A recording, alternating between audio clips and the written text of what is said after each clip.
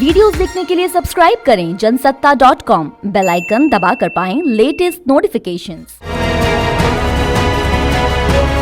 23 मई 2021 Caribbean द्वीप समूह का एक छोटा सा देश एंटीगुआ की रॉयल पुलिस को एक कार मिलती है जिसके मालिक का कहीं अता पता नहीं। जांच के बाद मालूम चलता है कि यह कार हीरा कारोबारी मेहुल चोकसी की है।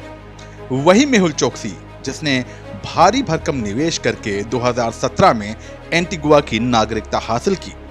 वही मेहुल चोकसी जो एंटीगुआ में बसने से पहले भारत में करीब 13,000 करोड़ के पीएनबी घोटाले का सह आरोपी है। नमस्कार, जनसत्ता में आपका स्वागत है और आज हम जानेंगे कि कैसे एक डायमंड मर्चेंट दो देशों की पुलिस और कानून की आंखों में धूल झोंकने में कामयाब रहा। तो चलिए शुरू करते हैं।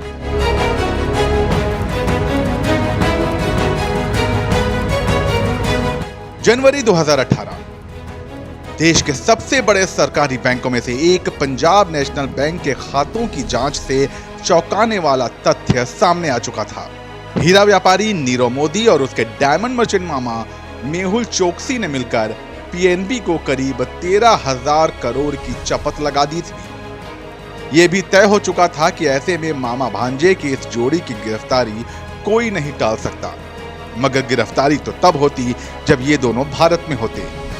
सरकारी एजेंसियों के हरकत में आने से पहले ही नीरव मोदी इंग्लैंड भाग चुका था और उसका मामा यानी मेहुल चोकसी एक कदम आगे बढ़ते हुए कैरेबियन द्वीप समूह के एक छोटे से देश एंटीगुआ में जा बसा, और वो भी आधिकारिक नागरिकता के साथ।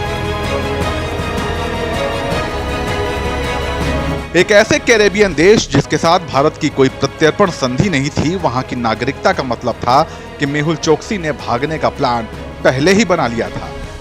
इस मामले को फॉलो करने वाले कई लोगों ने आशंका जताई थी कि मेहुल को पीएनबी मामले की इंटरनल जांच की हर डेवलपमेंट का पहले से ही पता चल जाता था। तभी तो उसने नवंबर 2017 में ही एंटीगुआ की नागरिकता हासिल करके वहां अपना सेफ हाउस बना लिया था और जांच एजेंसियों को कानो कान इसकी खबर भी नहीं हुई।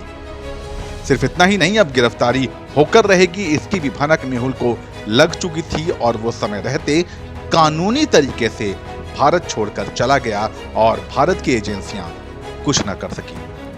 We have an independent judiciary. The matter is before the court, and there is due process. Even criminals have the right to due process. He has appealed the initial decision against him, and until such time as he exhausts all of his appeals, there is no decision that could be taken to extradite him. However, I can say to you that we are not interested in having Mehul Choksi in Antigua and Barbuda. He really brings no value to the country. Antigua के प्रधानमंत्री का यह बयान उस वक्त आया जब मेहुल चोकसी के प्रत्यर्पण को लेकर भारत का दबाव इस कैरेबियन देश पर बढ़ने लगा। कूटनीतिक गलियारों से लेकर इंटरपोल तक भारत ने एंटीगुआ पर मेहुल को सौंपने का दबाव इतना बढ़ा दिया कि खुद एंटीगुआ की एजेंसियां भी सोचने लगी कि आखिर मेहुल जैसे आरोपी को देश में रखकर क्या फायदा होगा।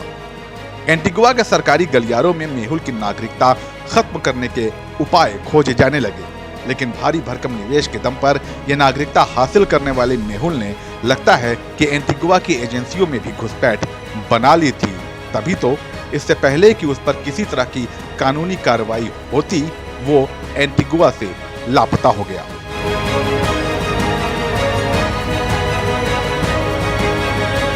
एंटीगुआ की सरकार कह रही है कि उसके पास मेहुल के देश छोड़कर जाने के कोई पुख्ता प्रमाण नहीं है, मगर कुछ स्थानीय लोगों और लोकल मीडिया की खबरों पर यकीन करें तो मेहुल चोकसी क्यूबा भाग चुका है। वही क्यूबा जिसके साथ भारत की कोई प्रत्यर्पण संधि नहीं है और जिस पर दबाव बनाना भी एंटीगुआ जितना आसान नहीं है। आप इस बारे में क्या सोचते हैं, हमें कमेंट सेक्शन में जरूर बताइए और देश और दुनिया की तमाम खबरों के लिए बने रहिए जनसत्ता के साथ।